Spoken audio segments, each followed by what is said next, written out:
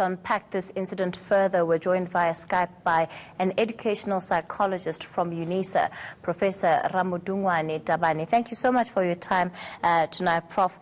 We heard there about the reaction that the children have had to this incident, and I suppose just to the commotion that they would have experienced at their school today. Firstly, in terms of the psychological well-being for them primarily, how should the school be responding? Well, first and foremost, thank you for having me. First and foremost, we have to accept that it was a traumatic incident, because here are the kids, small as they were just surprised by a group of people coming in and lots of activities, school almost like closing down, and no explanations and no reasons given to them and to their level of understanding. It was a shock, it was traumatic. And at some point, the school will need to go back and calm the children down and communicate with them as in what happened and how to go forward from here, from henceforth. Because remember, I read in the newspaper, I saw the news clippings that just simply say parents were called to come and remove whatever the word remove means from their children from the school. And imagine being sitting there as a grade 1 and you're just whisked away and say, let's go. Whatever it is that the parents are saying at that point in time is not controlled. Because of that message needed to be controlled as well from the parents. Say, as a school, please parents, this is what you should say to your kids. Take them in this particular manner. Do not cause any further traumatic experience from henceforth. But it was totally uncontrolled and not good at all.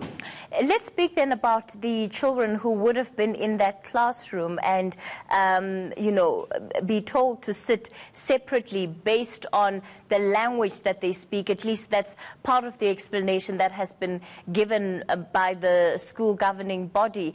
Would there need to be explanation for them, especially when you look at what outsiders are saying, looking in, saying, this is an incident of racism and it must be treated and investigated as such? Well, if anyone disagrees that it is that, maybe they want to say it's an incident of separating languages, but that's exactly what it goes down to. We are building a cohesive South Africa, a united South Africa, where we have 11 official languages, where people of different official languages need to sit together and communicate and find a common ground of conversation, learn from each other's stories, their own cultures because of the languages and all that. So the unconscious and subconscious indication from those kids from there on was indeed we are different and we are separate. That's where the essence of the wrongness was. And then going forward, this teacher has now been suspended. What kind of work would need to happen, firstly, in that classroom where the separation took place, and I think more broadly between the teachers and the learners at the school and the parents? Yeah, more especially since we also have the first postings, we also have the pictures of those children. The insensitivity as well for the posting of that. And we know that with ethics, children's faces are to be blurred so that they're not seen. So again, another trauma within the society, because, is that child? Now, that class, it's a test tube for the entire school. It's a test tube for the entire community of Mamosa. Now, a serious conversation needs to be had with the entire grade. A serious conversation needs to be, training and workshop needs to be had with the teacher and say, listen, let us understand where you are coming from. Forget excuses. Let's get the reasons, the logic of doing what you've done. What is wrong with it, or what was going to be right with it? And then we go from there on.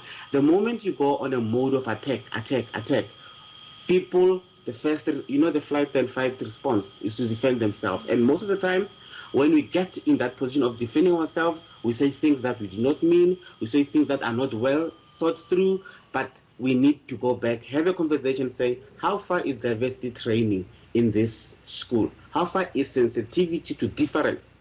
How far is appreciation of difference is happening in this school? And how do we move forward from here?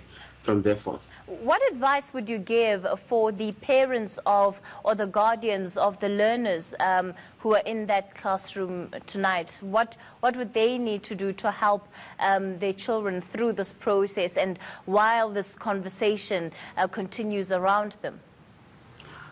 Listen to the children, whether you like it or not.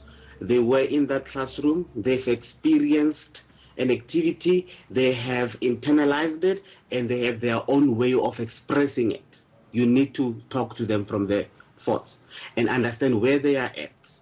And then from there on, come with supporting and factual information. And this is why it happened, and this is how it was not supposed to happen the way it did, and how and to move forward with them. And always create a sense of security, a sense of belonging to all of them, that class is your class.